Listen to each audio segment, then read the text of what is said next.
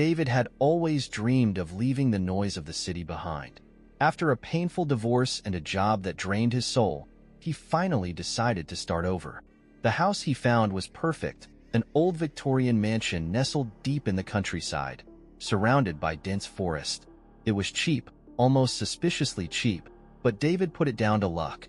As soon as he stepped inside, the air seemed thick, almost heavy. Dust floated in the dim light, stirred up by his footsteps. The wooden floor creaked beneath him, and the old chandelier above his head swayed slightly, even though there was no wind. He told himself that it was just the old house sinking. The first night passed uneventfully. He unpacked, made a quick dinner, and read a book before going to bed. But as he lay there in the dark, goosebumps crept across his skin. A faint scratching sound, like nails dragging on wood. It was coming from inside the walls. Mice, he thought. Nothing unusual for an old house. But then he heard something else. A whisper. Faint, almost beyond perception. David. He sat up abruptly, his heart pounding. He strained to hear, but there was only silence. Perhaps he was imagining things. Stress and exhaustion could do that. He took a deep breath, lay back down, and forced himself to sleep. The next morning he explored the house more thoroughly. In the basement, he found something disturbing: long, deep scratches along the stone walls, as if someone had been desperately clawing at them. The air was damp and smelled faintly of rot. As he turned to leave, he noticed something else. A single wooden door at the far end of the basement, reinforced with iron. It had 3 heavy locks on it. Why would a basement door need so much protection? David hesitated and then took hold of the handle. It was icy to the touch. He pulled it. Sure enough, it was locked. Then he heard it. A slow, careful knock. From the other side of the door. David's breath caught in his throat. The knocking was slow, deliberate, 3 heavy thuds echoing in the cold basement air.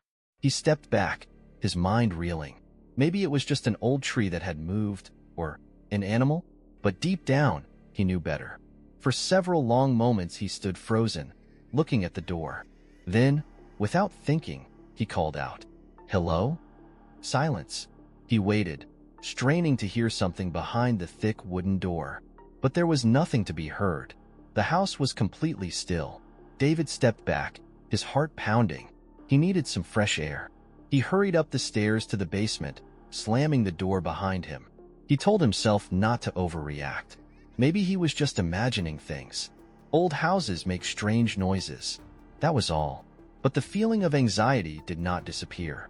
That night, as he lay in bed, the house came alive with sounds again. The scraping in the walls returned, but now it was louder, more frantic. It was moving, running from one end of the room to the other, as if something was crawling just beneath the surface. Then it became a whisper. David opened the door. He straightened up, sweat trickling down his back. This time the voice was closer, right outside his bedroom door. He reached for the bedside lamp and turned it on. The room was empty. The door was closed. His hands shook as he grabbed the phone. He needed to call someone, anyone. But when he unlocked the screen, his breath caught in his throat. The call log was filled with outgoing calls. Dozens of them, all to the same number. He didn't recognize it. And then his phone buzzed. An incoming call. From this number. David hesitated, every instinct screaming at him to ignore it. But before he could hit the disconnect button, the call connected. A low, distorted voice whispered through the speaker.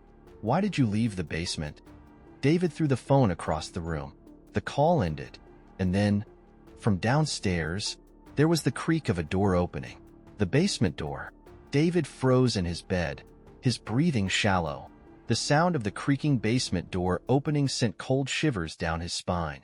He told himself it was impossible he had locked it. He slammed it shut. There was a heavy silence.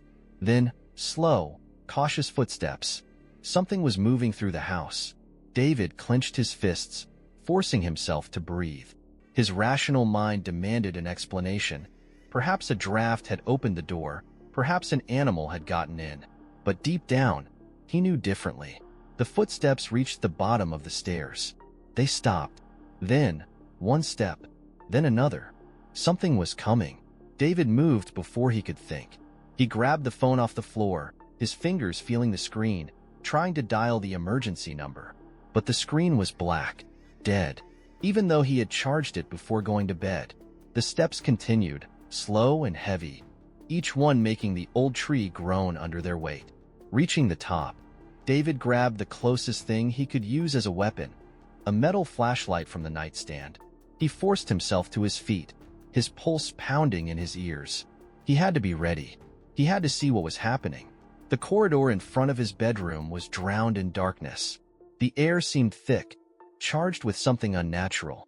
The scraping in the walls stopped. The whole house seemed to hold its breath. And then, a whisper. "David." It came from the end of the hallway, but the shadows were too deep.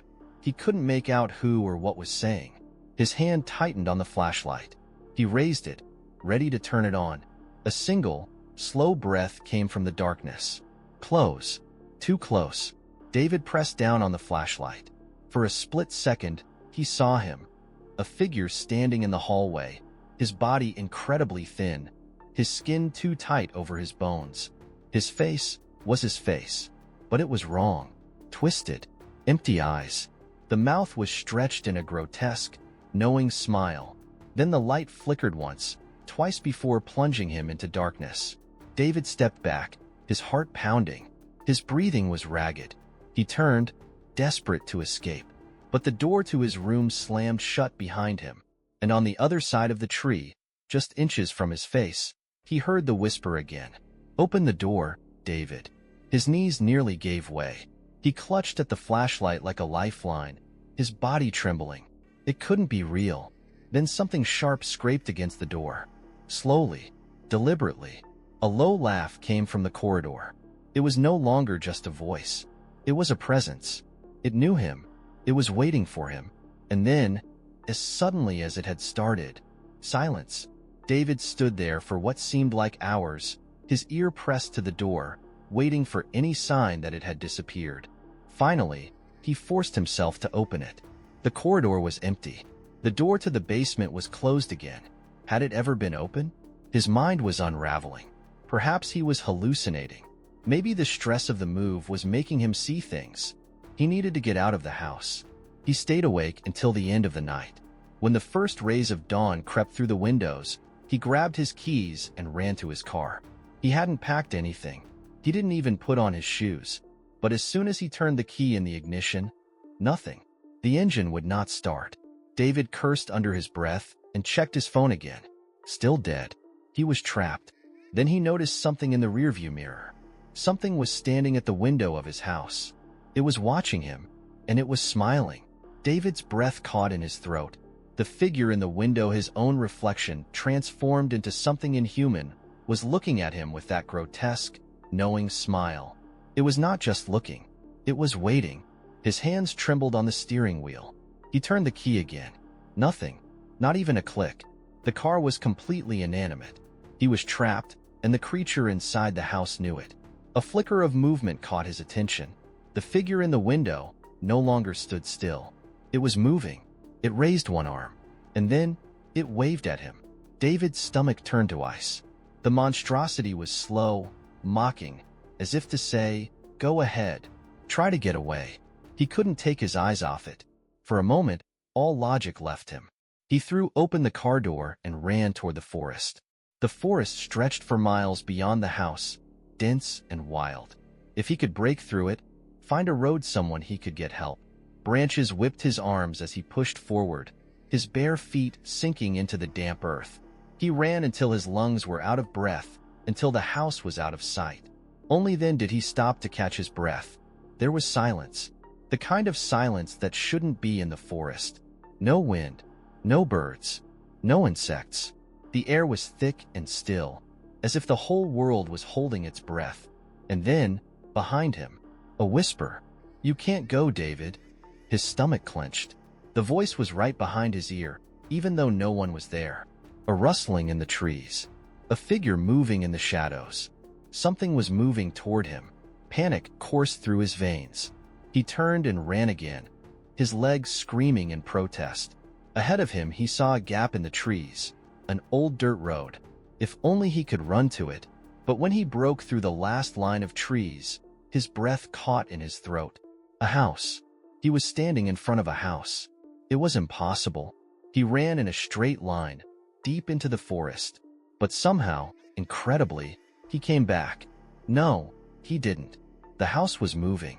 His legs gave out, and he fell to his knees. His mind could not understand it. He ran away. He ran for many miles. But now he was back where he started. A slow creak sounded in the quiet air. The front door was opening. David jumped to his feet. He had to run. He must do something. But he just stood there, paralyzed, as the door swung inward, revealing nothing but blackness behind it. And then this voice. "Come in, David." A shuffle. Someone stepped out onto the porch. It wasn't coming. It was dragging. David took a step back. Then another. A hand, his own hand, reached out of the darkness. The fingers were too long, the skin too pale, the nails too sharp, but worst of all, the hand was attached to something that was smiling. And then without warning it lunged. David turned and ran. This time he didn't stop. Not when the trees passed him by. Not when the branches cut his skin. He ran until his legs began to buckle under him. But when he looked up again, he was standing in front of a house. Again, the front door was open wide. Something was waiting inside. And this time, it was laughing. David stood at the edge of the clearing, staring at the house that wouldn't let him go. His chest heaved with ragged breaths, his skin drenched in sweat. He had been running, bleeding, and screaming. But here he was, right where he started. The house was not just a building. It was a trap, a predator, and it was hungry. The open door opened its mouth, black and yawning, waiting for him to come inside. The monstrosity that wore his face was still there, standing in the doorway, its two long fingers twitching and its smile stretching wider. "You belong here, David," it whispered. The words glided through the air like butter, seeping into his mind. He shook his head, stepping back. No, he would not give in. He turned around and ran back into the forest, even though he knew it was pointless. His body was screaming in protest, but he pushed forward, desperate for any possibility of escape. But this time, something was wrong. The forest was not real. The trees no longer looked real. They twisted and squirmed, their bark throbbing like flesh, their branches reaching out to him like grasping hands.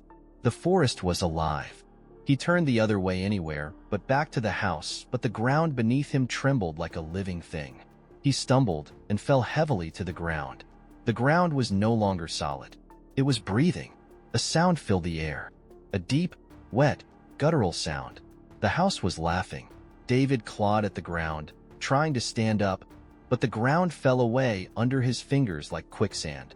Something moved beneath him, and then he heard the whispering again, this time from everywhere. "Stop running, David. Come back home." The ground swallowed him whole. David was falling, not in the air, something else. The darkness stretched, pulling him deeper and deeper into its depths. His screams caught in his throat as the pressure around him grew, thick and suffocating. It was not just darkness, it was alive. Shapes moved in it, shifting and twisting.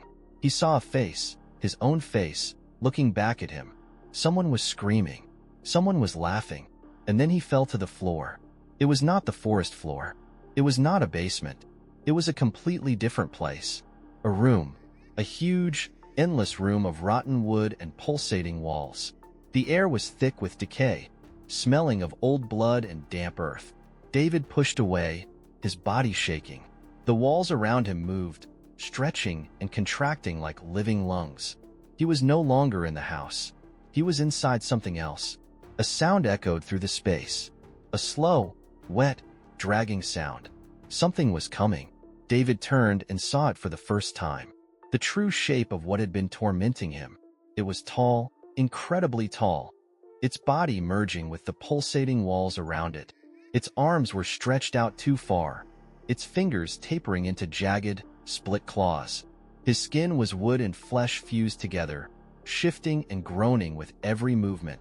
But the worst part was his face. It was David's face. Dozens of faces. Rows and rows of his own twisted expressions carved into his flesh, each one frozen in some kind of eternal nightmare. Some were crying, some were smiling, Some were whispering. David's stomach twisted as this realization hit him. The house wasn't just trapping people. It was absorbing them. It was becoming them. The monster came closer, dragging its fingers across the floor, splinters splintering off its jagged limbs. "You should have stayed, David." The voices came from everywhere, from every mouth on his body. He backed away, but there was nowhere to go. The walls were closing in. The house was sealing him in, absorbing him, making him a part of it. His own face looked at him from the changing skin of the creature. The faces were alive, and they were laughing. David opened his mouth to scream, but the house swallowed him up. Days passed. Weeks. The house stood silent, its windows dark, its doors closed, waiting. A "for sale" sign hung in the overgrown yard, swaying gently in the breeze. The world outside moved on, oblivious to what was happening inside. And in the back of the house, behind the basement door, a new face appeared in the walls. Its eyes were wide open, the mouth twisted in a silent scream. Something was waiting. It was watching, until the next owner came.